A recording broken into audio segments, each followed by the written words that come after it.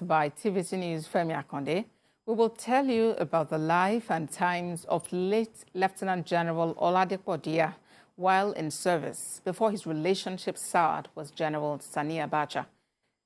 Details in this report. Lieutenant General Donaldson Oladipo Diyawhile meant many things to many people. Before his relationship soured with General Sani Abacha, he was the second most powerful man in Nigeria in his capacity as the dictator's chief of general staff. No one will forget the humiliating images of this four-star general in this video as he was interrogated by Major Hamza Al-Mustafa, the chief security officer whose influence as a junior officer dwarfed that of his superiors. What did he say when he did that? I don't know. When he was vice president, he was always standing with the people. Even during the time of June 12 problems, he stood with us. And that's why we are as close as we are today, because he was with us throughout the problem. 26 years ago, the general was left with no choice but to defend his innocence after he was accused of plotting a coup d'etat. He was tried by a military court, found guilty, and sentenced to death. Lieutenant General Diya, charge 1, treason, finding guilty.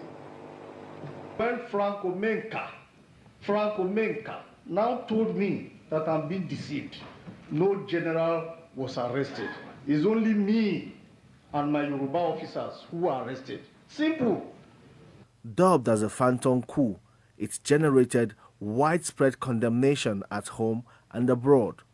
Many argued that General Diya's quiet opposition to General Sani Abacha's ambition to become president and the growing distrust between the commander-in-chief and the next in line may have been reasons behind the carefully orchestrated plot to discredit him.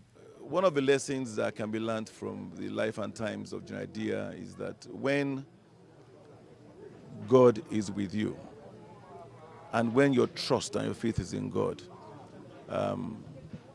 man can sentence you, but God would uphold you. A sentence was pronounced on his life, but God upheld him. In death, General Diya is celebrated for his service to country and at the highest levels. This was Wednesday's Federal Executive Council meeting.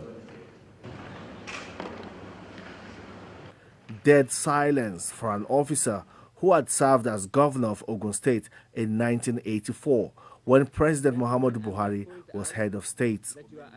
And in Ogun State, these were the reactions. The least we can do to honor him and support the family is to take over and give him a very befitting farewell. And that is what we're going to do. And to Plateau State, where he served as General Officer commanding 82 Mechanized Division, an appointment once held by the present Commander-in-Chief, and ironically, where he was sentenced to death. General Diya died a few days before his 79th birthday.